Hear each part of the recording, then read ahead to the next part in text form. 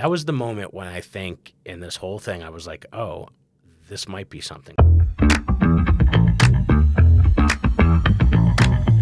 I'm super excited for today. Matt Moyer in the house. And, What's up? Dude, and I like, anytime I've ever had a guest, which isn't Matt, you're like the third ever, I always ask how we met. Do you remember? Do you have a recollection of the first time we were ever? So I think you just reminded me not too long ago that I was at Sojo's, but all I remember is that me spitting a joke. I said the joke, and you came up to me and you said, yo, that's a funny joke, but I think you should preface it this way. And you showed me how to flip the joke, and I was like, you know what? At first, you know what? When you don't, like when you're first meeting somebody, you introduce yourself and everything, and they tell you, you're like, well, my joke's not good enough. But then I had to take that. See, I was young, so I had to take that out of me, and I was like, you know what? This is not even constructive criticism. This is somebody wanting you to be better. Well, you're right. You hit it on the head, though, because I think what still happens in my day, like the only reason I felt like I ever got any better from the very first time, because everybody sucks when they start. Like you might have a little. I didn't have it, but sometimes people say their first time is magic, and then then you kind of regress because it might have been beginner's luck or whatever. Yeah. But like I had people like, Rob Stant was someone who I went, we were at the same mic all the time. Okay. And he would come up to me, and I didn't know him from Adam. I was just hanging out there with my wife watching, and then eventually decided to go up. He would come up to me and do the same thing. I mean, he would tell me something. Mm-hmm. And I was so grateful. Like, to me, I was always that kind of person that, like, was fine with people giving me a tip or two. But then I realized as I started to try to, if I was to do that to other people, I could see sometimes, even as a teacher now, I know when a kid's like receptive to what I'm telling them and when they're not. Or it creates like a passive aggressive tension, like where they go like, oh, this. Well, man like you thinks said, my joke's not good enough, or like my wife hates it with me because I overanalyze everything, and I'll send her a set or whatever. I'll say, hey, what'd you think of this? And she's like, don't put me in this position, because no matter how I read, you're gonna either look at my facial features, you're gonna do something, you're gonna blow it out of proportion.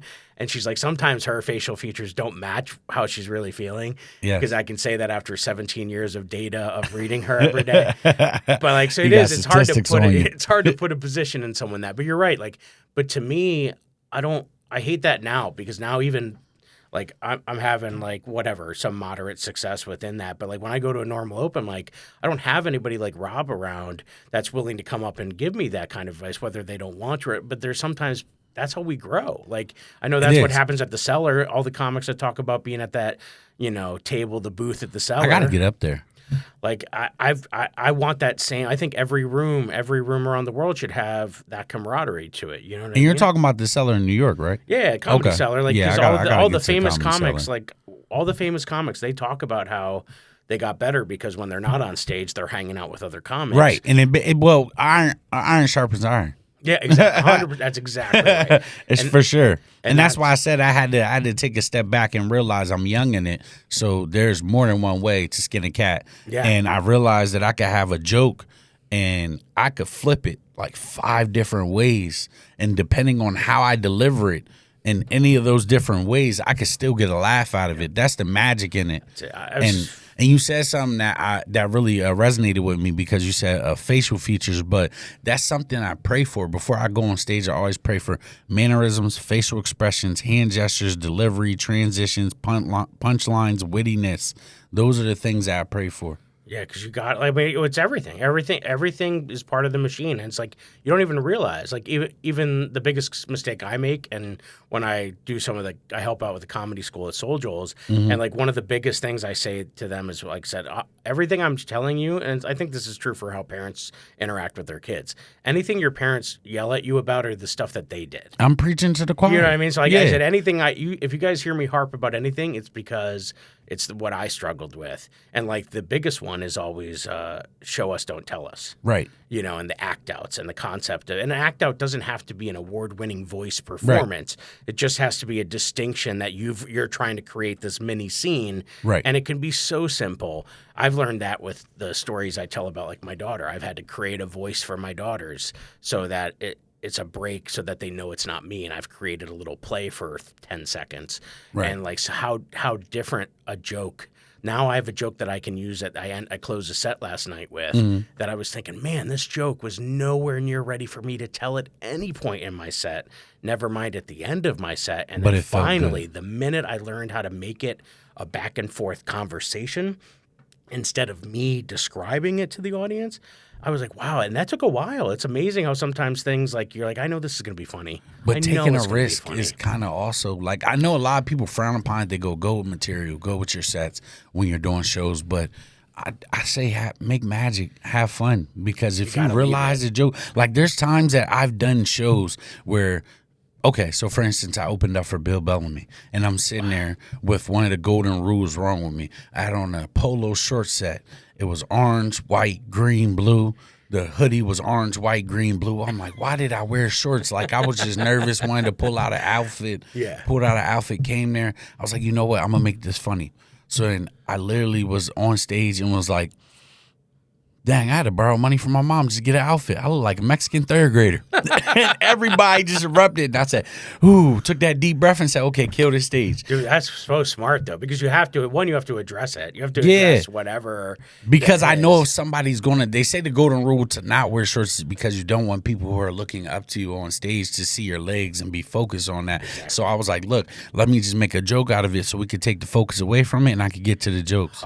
That's so smart. Like, even that, because, like, I sweat like a champ on stage, so I have to bring a towel up.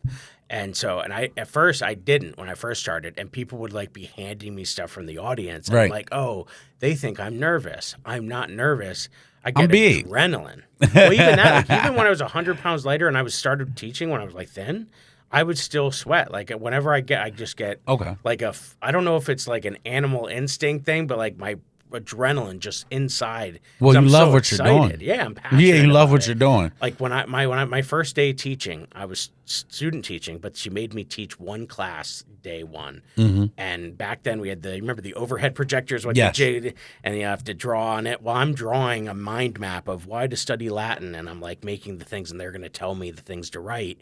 I sweat all over it, and it just erased everything I was drawing. And so and I'm just like, oh my God. So I'll bring a towel up. It's like sometimes I'll address it, sometimes I don't say anything, because now I've worked into like during laugh breaks, wiping my brow and where it is.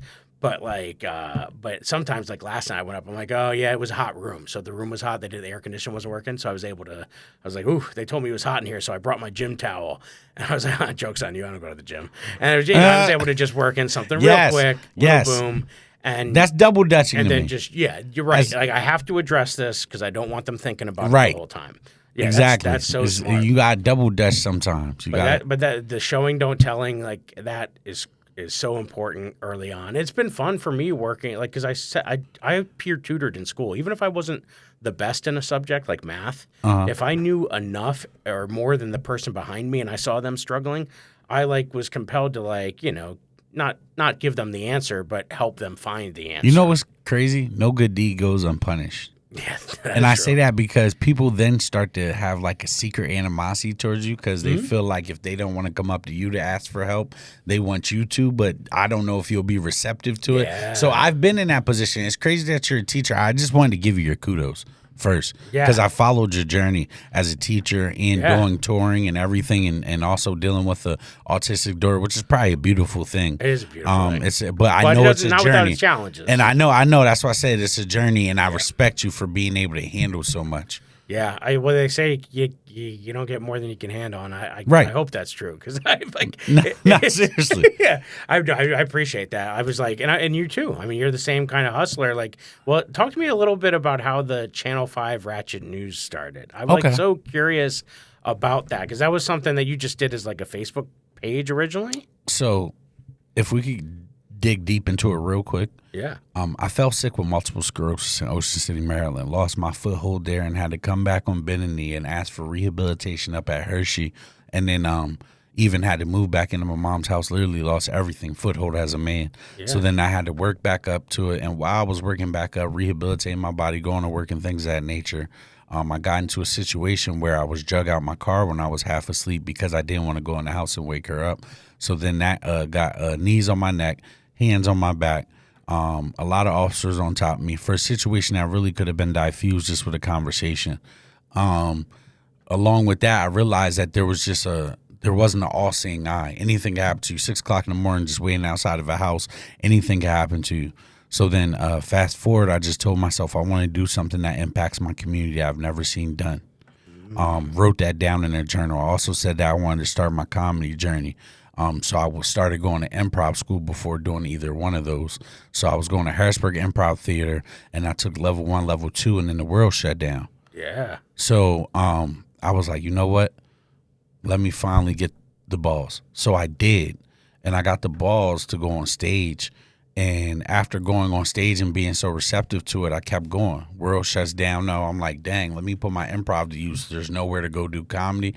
And I was like, okay, let me just try to do a parody news thing. So I did. It went viral, but I didn't feel like it was respectful. I didn't feel like it was done with the intention of actually informing. It was more so trying to get a laugh. And I realized that my community needed more. Ooh. So I transitioned. So then I took it serious. We gave it a name, Channel 5 Ratchet News, and I thought long and hard on that. The 5 means the center, like in basketball. We're also a center state. We're a cornerstone state. Like we're Pennsylvania.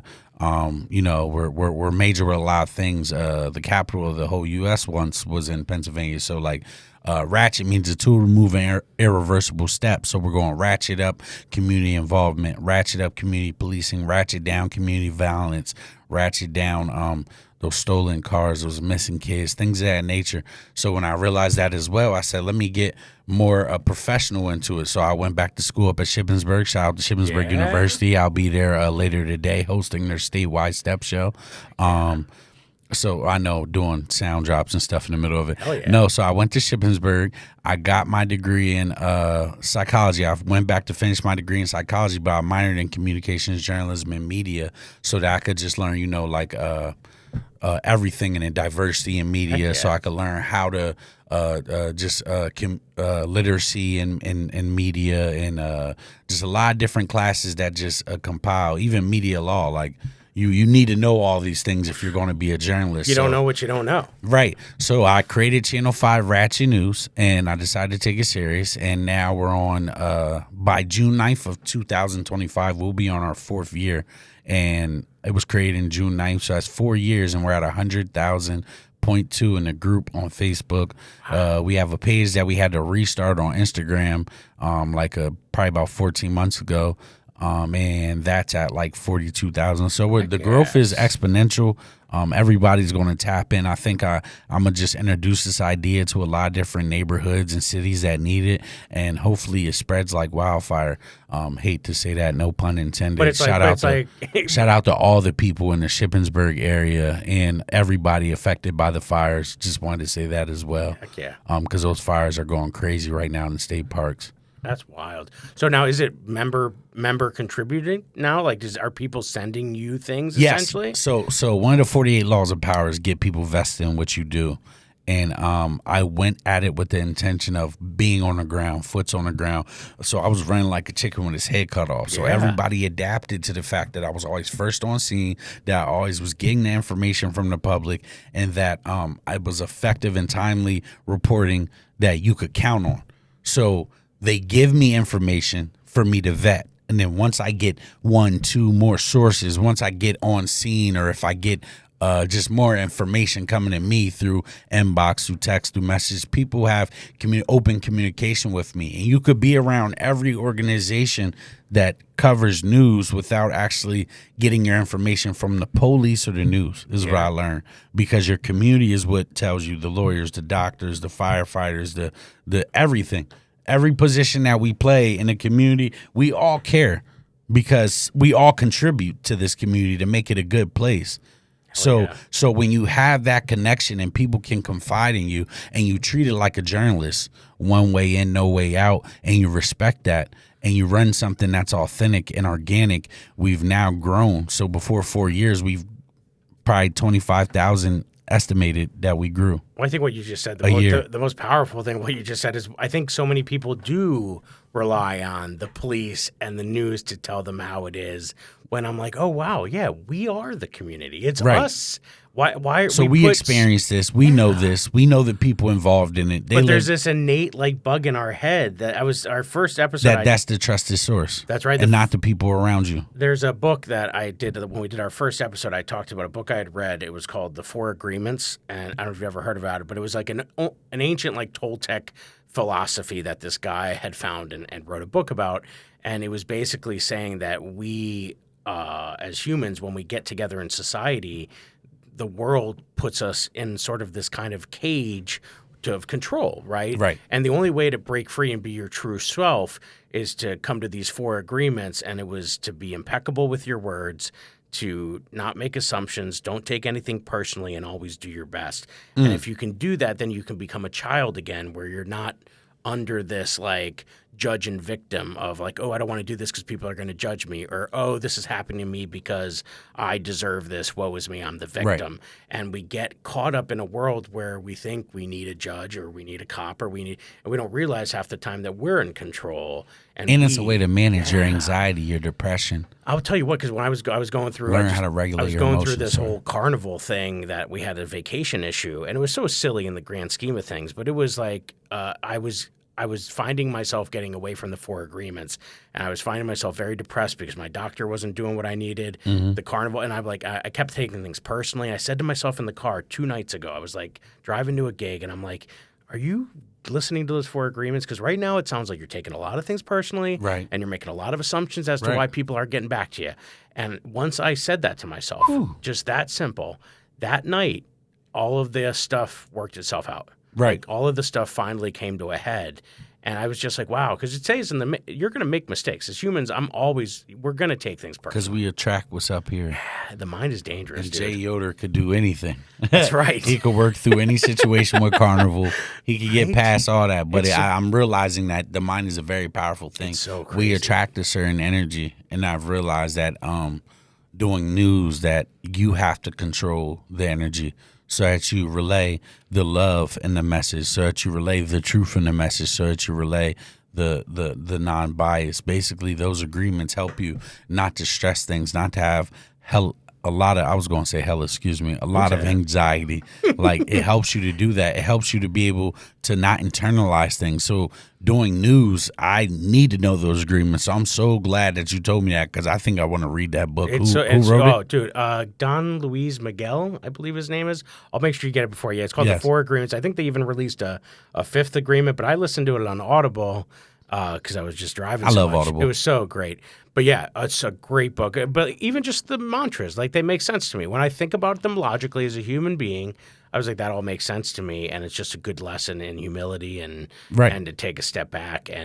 But then even to what you were just saying, I think too, doing stand up is so powerful, because we're giving, we are to a certain degree doing those same things on stage, where we're now bringing relief to people, because things can get serious, and we can build tension, and we can break it. Tension. The goal is to break it. I never want to have anybody leave offended. And if I have done it because maybe I've been too abrasive in my personality and delivery, that's something I need to work on. Yeah. Well, to me, I want everybody to have a good time and feel that vibe, that freedom, that ability to laugh and fellowship with people. Like, I just had a show last night with, I don't know if you know him, Nicholas Balshiro. Oh, yeah, Balsar. Yeah. Balsaro, I say his name wrong all the time. He's like Mongolian, yes, right? Yes, his family is so amazing. Family is so amazing, and it felt like my family. I told them I was 3% Mongolian by the end of the night. Like, just a dope family. But like, comedy gives you that camaraderie. It's amazing, isn't it? So it's like, I want you to leave with a memory. Do you know what I heard the best definition that somebody ever told me of what stand-up comedy is making a group of strangers friends. Yes, I totally agree. I mean, I think that understand our differences so we can lean on our commonalities. Yeah, I think that's it. And like you said, I know you feed off the room is so crucial. I know some people can go like they're putting the track on the record and they're going to do their thing no matter who's in the crowd. But there's that breaking that fourth wall of like, no, this is going to be, and it can be dangerous for some comics if you're not ready for the fact that you break that wall. That means things could come back your way that you didn't see coming. But that's you got to be ready for it. That's where the double dutch be on your tiptoes. You got to be ready. And double dutch, at any split seconds, you got to come in. Yeah. Like, there's times that will happen. When you do that, you allow a level now to happen of like where greatness can happen. Because if you don't, there's a ceiling. It's like, okay, 7th grade recital ceiling versus somebody who I look up to in comedy. I'm an OG of mine. I actually did his birthday show, I believe, last year at Vinny's Stress Factory. Talent the comedian. And he said that there's a difference between a comedian and a comic, and that's why he invited me to come do a show. Because a comic, that's that ceiling. If your jokes are not working, you don't know how to switch that off. Like, you're just a comic stuck in a box of if your material's not working, it's just not a good night. We can't have that. To be a comedian, you have to be well-rounded. You have to be able to feed off energy. You have to be able to ignite a fire even if it's not there. Doesn't matter what your position is. If the opening wasn't as good and you're the feature, flame. Yeah. Light the fire because you're leading the way for the next comedian. I think that's what I love about shows I think that's what I love about shows so much. Is the fact that you could put a plethora of comedians together and we could all just blend and then keep making each other better. The first time I ever met talent was, I had no idea. So I met Tommy Too Smooth because one of the first shows I ever got, I got a guest spot or an opening spot on a show in like Exton, and he was the headliner. And I went up, I did my thing, very, very, very new. And I was sitting at the bar after with my wife, and he walks by, and he's like, this guy's very funny. He's like, yes. You had them laughing, and you didn't say nothing dirty. You didn't say nothing, because some of the other people were really dirty on the show. Uh-huh. And he's like, and then he immediately contacted me, took my number, and he offered me a couple spots. And then one day he's like, hey, I'm going up to the Stress Factory. I had no idea what the Stress Factory was. Never heard of it. He's like, you should come up on Sunday, whatever. And so I went up there and I walked in. Place was packed, sold out. Packed. And I'm the only white guy in the room. Walking downstairs. Like, I love when you're walking down into atmosphere. I'm sorry. And I would, but I do. But you're right, because it is. It's like, it's just down a little bit these stairs. You're into this like little hub of a room. Makes it so intimate. It's such a big, beautiful room. I'd never been in a room that big before. And he's like, all right, 7 minutes, set up punch. And I was like, oh, snap. Like, okay. And because of what they did in the show, and I'm sure you've seen, they put a couple newbies up first. And it's like the Apollo style. Like, you're either going to. Yeah. And so I go up and I do my bit and stuff, whatever. I get off stage. Tommy takes me off back. And he's like, have you ever talked to black people before? And he's so real. So real. And it was so true. And I did fine, but he was just trying to get me to what you're saying is like, hey, get off the track and adapt and acknowledge and adapt and because that's in you. Like you have our funny. Yes. Like, I already see. I see your platform. I see your work. I've seen your comedy. Like, you have our funny that you could ignite a black room. Yeah. Like, and I, a lot of people in comedy, I want you to know that when we say that, you have to adapt to culture in comedy. Yeah. If it's mostly black people, you can't do something that you know that they're not going to understand. A big part of comedy is being relatable. So if you're not spitting something that's relatable and you're just going to give your regular set and you're not going to cater to the crowd, I don't think that it's a good experience. Yep. So you have to be ready for that. I went up and I did another show in North Jersey at like Aruga's with talent. And I was like, and I didn't think I had a good set. I just, the room didn't react well to me. And I just like, I'm really screwing this up. I'm getting these opportunities. And before I left, actually talent pulled me aside and he hadn't talked to me or looked at me yet. And I wasn't going to do the same because I grew up watching Sunset Park and I realized he was Butter from Sunset Park. And I was losing my mind. And so I was like, I'm not going to talk to him. I'm not going to make eye contact with this guy. And he pulled me as I was leaving and he's like, yo, good stuff. You should come Mother's Day and come up on the show. Yeah, I love what they do. And Michael Collier was the headliner. I went in and I said, if you go up there, you better take the advice or get out or get off stage and don't come out anymore. Because if you're not going to listen to what he told you last time, and I went up there and I just told stories about my daughter, and like it was a Mother's Day show, so they were all. It was relatable. It was relatable, and I closed on this risky joke that was a joke that Miss Darkchild, I pitched it to her ahead of time. I just had a show with Darkchild. That's funny. She's been a huge mentor to me when I first started. She was just so gracious. My mom, it's her favorite comedian. Anytime she sees your poster, like, we got to go. And she helped me tell me how I could use this joke. And it was right after the slap from like the Will Smith and it kind of related to that with my daughter. And it was a joke about if my daughter could. She's like, "Can I talk about black people?" And I'm like, "Whoa!" And then I'm like, as long as you don't say anything you've ever heard come out of your Uncle Dan's mouth, maybe. That's funny. And then it ended with this whole thing of this Will Smith slap thing, and the crowd. I'd never heard a crowd. I still to this day don't think I've ever felt a tuning fork erupt like that. To the point where Michael Collier came out, invited me into the green room, invited me on his show, and he said such nice things about me. You're a beast. This was before I even thought this was a thing. I thought I was just doing Sunday softball stuff. But to hear that man say things about me that he didn't need to say, I was like, oh, wow. That was the moment when I think in this whole thing, I was like, oh, this might be something. So we all need those people to believe in us. And you never know who those people are going to be. Right. Don't you love when somebody who you looked up to in comedy, or like you said, was butter from a show, like gives you those accolades? Like talent gave me those accolades. Tommy Too Smooth, I had a show with him in Camden. It was a nice show, and I was feeling for the crowd, so I was doing a lot of crowd work, and he loved it. He was watching me be able to do it, but then transition to jokes. So that's how I got the invite to do talent show, and he was the host of that. And I just love how free his comedy is, how it's just like giving a piece of yourself to the crowd for them to always have with you, like it's a memory. So like when you get to observe these guys and work with these guys, even these women, shout out to Dark Child, just had a show with her. She was the host. It's some amazing people that you get to be around and experience. If you really are in love with this journey, that's right, you will adapt, and you will also lean on and find these people that have been doing this for 20, 30 years that have valuable words for you, and they don't waste their breath on everybody. No. So take advantage of the fact that they even acknowledged you. Yeah. I appreciate that. That's part of humility. The fact that somebody at their level even acknowledged you. And I don't know why we have this thought that like people are above us, but we know we're new in it, so we just don't want to come off pompous. We don't want to, you get what I'm saying? No. But like they're so cool. Like I haven't run into like I've met Rodney Perry, I've met Tony Woods, like they're just cool. Like comedians are cool. That's right. I'll never forget the third time when I went back. Talent had me come back after that again for another Sunday show, and I'm walking up, and he's outside by where that tent is before you walk in, and he's like, "Oh, big dog, welcome to the real show. You're on the show this time." And like then and I was me and Buck Wild. I got to meet Buck Wild. Oh and yeah, I got to perform Buck Wild's cool. Buck Wild. And I'm like, oh my God, I was reading Kevin Hart's book the summer before, and I'm like, Kevin Hart's talking about all these people.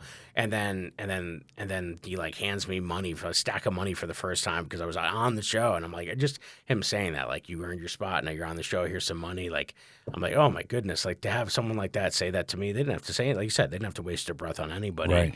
And that's when I was like, wow, like Tommy, I owe so much to Tommy. He was so gracious to me. We haven't talked in a while, but like I wouldn't be here if it weren't for him, because then I would have never met talent, would have never had that experience with Michael Collier. No, same with me, because Tommy literally was a gateway too. I had that show in Camden with him, and I remember this one joke. I said, I did not know that the Campbell's Soup Factory was in Camden. I said, now I know my drug dealer get off work, I better get me a chunky dub and a chunky soup. The whole concept of them, just like, because it gives us license to, because like last night I did a show and I was dropping in because I didn't have a show, and the guy let me do like 10 minutes after, like in the middle of the show, and I was like, oh, this is so great. I just went up and told the carnival story about my cruise. Right. I hadn't told it out loud yet. I hadn't written it down, and that's unlike me. I'm a write first, perform later guy, but I was like, no, let yourself be in the moment, let yourself feel, and then go from there. And I was listening back to some of this morning. I'm like, oh, cool. I'm glad I gave myself the liberty to go in there and just feel the room out, because it was a super intimate room. And I was like, oh, this is cool. I can just really read their reactions, and they were engaged in the story. And I could always make it funnier later. And then you can find a way to polish that, too. Yeah. If you recorded it, I hope you recorded it. Yeah. When you record it, you find the jokes within just you telling that story. You go, oh, I could shorten the set. It could be a killer 15-minute set if I was able to do this with that. Like, oh, I treat comedy footage like football. I record everything, even if it's just audio. I have like over 1,500 audios on here. Every video I gotta do better at just audio. What's that? I gotta do better at just audio, because if I don't record on the phone, like I'm a very visual person, because I like to see my mannerisms. Well, that's what I noticed. I was just to our point earlier in the show, like I did a show on Thursday with a guy named Chris Dolan. I don't know if you ever met Chris Dolan. Stand-up guy. I love him. He's a great dude. He works hard at writing jokes and stuff. And I always respected him. I always saw him at mics. And so I had a habit that I knew I was doing on stage, where I've started doing this kind of like hugging myself thing, like while I'm up there. Okay. And and been in my head about it. And so I messaged him. He's like, "Oh, great show last night as usual. Awesome hosting." I said, "Hey, thanks." But I said, "Can I ask you a question?" I said, "I'm doing this thing I've noticed, but by watching back my video, I'm sort of starting to hug myself on stage when I'm like, does it make me come off standoffish? Does it make me come like in my head? It's a comfort thing, and I think I'm like because I'm like leaning in. And he's like, no, he's like you're telling a joke very confidently, and it doesn't come off. But because to me it was a comfort. It's like I don't know. It's like a power stance. I feel like I see you overthink just like I do. Yeah, like and it's okay to overthink and overanalyze because that's what makes you better. Yeah. But because we just gotta know the line between not being our biggest critic. Like we don't have to be hard on ourselves. Yeah. It's okay to ask those questions. Yeah. Like, it's okay to be receptive to constructive criticism, too. Like, I've been learning that. It's okay to ask. Like, when people tell me, yo, that's killer show, what did you like about it? Exactly. What did you find engaging? Where did I lose you? Like, I like to ask those questions because how else can I get better? Like, we're going into a field where we have to fail to get better. There's not many jobs. There's not many career paths where you even get the chance to fail to get better. It's like, okay, you can't do that job right. We're going to holler at you. That's why I love baseball. That's why I love baseball. That's why comedy's baseball. You know what I'm saying? Like baseball to me was always life. I was a huge baseball guy. That's what I did before all my free time before comedy. I was like a high school baseball coach for like 17 years. And like we treated it seriously. We're state runners up in like 2009. Like so like up until 2020 when the pandemic hit, I stopped coaching and that's when I turned to comedy. And yo, that's an amazing story. Yo, you have an amazing story. I love comedian stories. But the best about baseball is like you can fail 70% of the time, and those are Hall of Fame numbers. Where in life can you fail 70? If my kid's got a 70% on their test, your batting average is 300, which means that you hit every 10 at bats, you get a hit 3 times. That means you fail more than you succeed. And that's now that I thought about baseball numbers, that actually is kind of funny. Ted Williams was one of the highest batting averages, and his was like 400. So that means he only hit 40% of the time.